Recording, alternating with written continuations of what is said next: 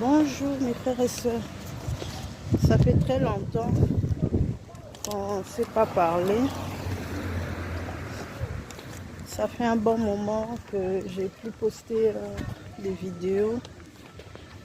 Je remercie le Seigneur de m'avoir donné cette force, de m'avoir fortifié,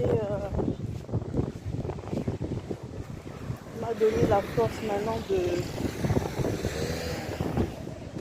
de revenir avec les vidéos, faire des vidéos parce que des vidéos pour motiver, fortifier les autres. Parce qu'en ce moment, il y a beaucoup de choses qui se passent. Et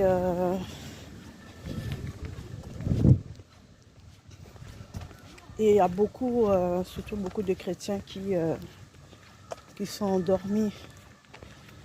Beaucoup de chrétiens qui sont endormis parce que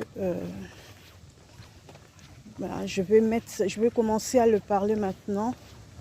Je vais commencer à parler de ça maintenant à mes vidéos. Vraiment pour alerter, pour fortifier, pour parler. Je commence à parler aussi tout ce qui se passe, tout ce qui se passe sous nos yeux maintenant. Et que le Seigneur nous appelle à nous réveiller. Le Seigneur nous appelle à nous réveiller, à nous réveiller de notre sommeil. Il y a beaucoup de choses qui se passent, nous devons nous réveiller parce que il n'y a rien qui marche. Nous vivons dans un temps de la fin, vous le savez bien. On vit dans un temps de la fin, les temps de la fin, donc on doit se réveiller, on ne doit plus dormir quoi. On doit se faire violent de se tenir dans la prière, c'est sérieux. C'est sérieux mes frères et sœurs. C'est très sérieux. Alors je vais vous raconter un peu ce qui se passe maintenant dans les écoles. Je ne sais pas si vous êtes au courant pour les mamans qui déposent leurs enfants à l'école, qui ont des enfants dans les écoles. Maintenant, les enfants sont obligés d'apprendre. Ils sont obligés d'apprendre je sais pas, Harry Potter, le livre Harry Potter, je ne sais pas si vous connaissez. En fait, c'est un livre vraiment qui parle vraiment de la sorcellerie pure, vraiment de tous ces détails. Vraiment, il y a beaucoup de choses qui se passent dans ces livres-là qui n'est vraiment pas bien. Et je déconseille formellement aux chrétiens qui le lisent. Ce n'est pas un livre chrétien, ce n'est pas un livre qui va vous édifier ou édifier vos enfants. Donc, c'est vraiment un livre satanique, un livre de sorciers.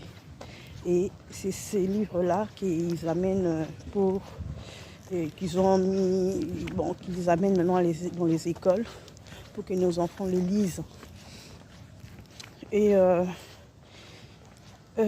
c'est vraiment pour influencer nos enfants à connaître toutes ces pratiques qui est écrit dans ces livres.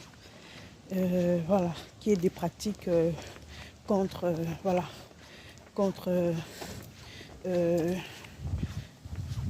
nous les chrétiens, contre la parole de Dieu, qui est au contraire de la parole de Dieu. Et voilà, donc maintenant, avant c'était, je crois, en collège, c'était imposé au collège, maintenant, ça y est, c'est maintenant en CE1, CE2, CE1, je crois CP aussi, quelque chose comme ça. Donc, veillez et priez, mes chers frères et sœurs. Priez pour vos enfants. Priez pour vos enfants. Les enfants sont les cibles d'aujourd'hui. L'ennemi a ciblé nos enfants. Ils veulent détruire nos enfants. Alors frères et sœurs, toi qui dors, réveille-toi. Toi qui dors, réveille-toi. Lève-toi dans la prière. Prie pour tes enfants. Avant que tes enfants vont à l'école, il faut prier pour eux. Il faut prier pour les enfants. Amène à tes enfants à connaître Christ, à connaître leur identité. Apprends à tes enfants à connaître leur identité. Parce que celui qui connaît son identité ne sera pas influencé par d'autres identités. Donc c'est ça. Bonjour. Voilà, donc c'est ça. Réveillez-vous. Réveillez-vous, réveillez-vous. Parce que le temps est très, excusez-moi. Il n'y a pas de soleil, c'est un peu gris. Grisaille dehors. Voilà. Donc, c'est un petit message que je voulais vous faire passer. Dans Éphésiens 5, 14, la Bible dit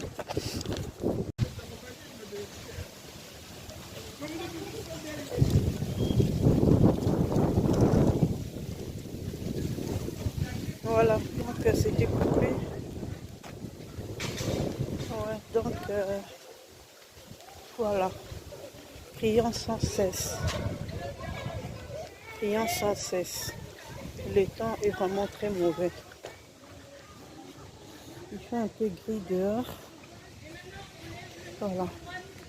Prions sans cesse, mes frères et sœurs. Nous vivons dans le temps de la fin. Nous vivons dans le temps de la fin. Le temps est trop mauvais.